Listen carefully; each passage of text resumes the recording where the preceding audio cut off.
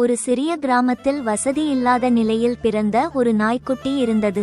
ஒருவேளை உணவிற்காக அழுக்கடைந்த உடையில் தெருவோரம் பாத்திரம் கழுவும் வேலையை செய்து வந்தது.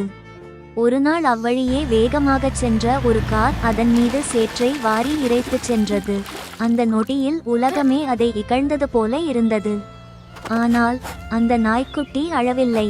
மாறாக, என் நிலையை மாற்ற வேண்டும் என்ற உறுதியை மனதில் விதைத்து கொண்டது. உழைத்துச் சேர்த்த சில ரூபாய்களை வைத்து ஒரு பள்ளியில் சேரச் சென்றது.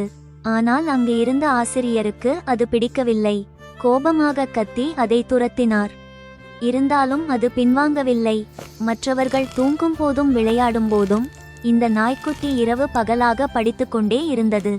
தன் கண்ணீரை துடைத்து கொண்டு கனவுகளை பிடித்து கொண்டது. காலங்கள் உருண்டோடின. தன் விடாமுயற்சியால் நன்றாக படித்து முன்னேறிய அந்த நாய்க்குட்டி இன்று அதே கிராமத்தில் மரியாதைக்குரிய நிலைக்கு உயர்ந்தது. ஒரு காலத்தில் தன்னை துரத்தியவர்கள் கூட இன்று வியப்புடன் பார்த்தனர். தன் சொந்த காலில் நின்று மற்றவர்களுக்கு உதவும் உயரத்தை அது அடைந்தது. இந்த கதை மூலம் நினைவில் கொள்ள வேண்டிய நியதி என்னவென்றால், வறுமையும் அவமானமும் உங்களை வீழ்த்தும் ஆயுதங்கள் அல்ல, அவை உங்களை வெற்றிக்கு தூண்டும் ஏணிகள்.